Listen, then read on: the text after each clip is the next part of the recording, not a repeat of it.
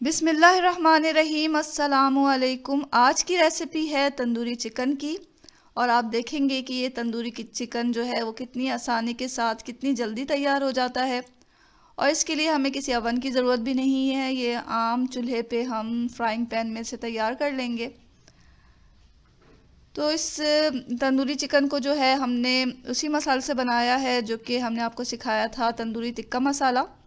उसी मसाले की मदद से हम इसे बना लेंगे तो झटपट ये तैयार होने वाला है। इसके लिए हमें चाहिए leg piece, whole leg piece लें थाई के साथ, और ये हमने 4 पीसेस लिए हैं। अब हमें इस लेग पीस को जो है अच्छी तरह धोकर साफ़ कर लेना है और इसका पानी अच्छी तरह निकाल दें और इसमें कट लगा लें। कट गहरे लगाएं ताकि हमारा जो मसाला वगैरह है वो चिकन के अंदर तक जाए। तो यहाँ हमने कट लगा लिया। अब सबसे पहले हम इसे सिरके में से मैरिनेट करेंगे, तो चौथाई कप सिरका लें और इस सिरके को इस चिकन पे अच्छी तरह डाल दें, तमाम चिकन पे। और इसे हमें रखना है तकरीबन 10 से 15 मिनट। तो जब तक ये मैरिनेट होता है हम अपना मसाला तैयार कर लेते हैं। मसाला तैयार करने के लिए हमने एक प्याला लिया, आधा कप दही डालें इसमें, और 3 साढ़े 3 टेबल स्पून हम इसमें तंदूरी टिक्का मसाला डाल देंगे। 2 टेबल स्पून ऑयल डालें, कोई सा भी कुकिंग ऑयल लेकर इसमें डाला जा सकता है। तो अच्छी तरह से मिक्स कर लें, तमाम मसाले को दही के साथ अच्छी तरह मिक्स कर लें। अब ये हमारा मसाला तैयार है चिकन पे लगाने के लिए। यहाँ 10 से 15 मिनट हो गए सिरका लगाए हुए चिकन को। तो हम चिकन को सिरके में से अच्छी तरह निकाल देंगे और जो सिरका बचा उसे फेंक देंगे। अब इस लेग पीस पे हम तंदूरी मसाला जो हमने दही के साथ तैयार किया है वो लगा देंगे अच्छी तरह। तमाम चिकन पे इस मसाले को लगा लें, ख़ास तौर पे उन कट्स के अंदर लगाएं जो हमने लगाया था चिकन पे। इस तरह जो है हमारा तमाम मसाला जो है ये चिकन पे लग गया है।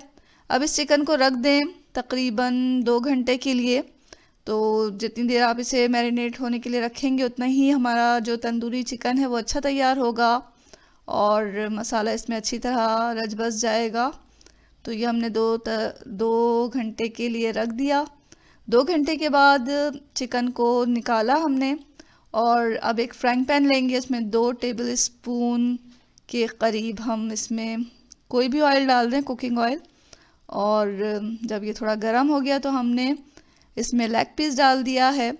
फ्राइंग पैन जितना बड़ा हो इस लिहाज से आप लेग पीस डाल दें। हम यहाँ 2 लेग पीस एक साथ बना रहे हैं, तो हमने इसे डाल दिया और इसे ढक के हम पकाएंगे। फ्लेम को हमने मीडियम टू लो रखा हुआ है, बहुत ज़्यादा लो नहीं करें फ्लेम को। इससे ये होगा कि चिकन का पानी निकलेगा, दही का पानी निकलेगा, और हमें जो है पानी नहीं चाहिए इसमें। 5 मिनट एक तरफ पकाएं, फिर ढकने को हटा के इसको पलट दें चिकन को, और फिर मज़ीद 5 मिनट हम ढक के पकाएंगे।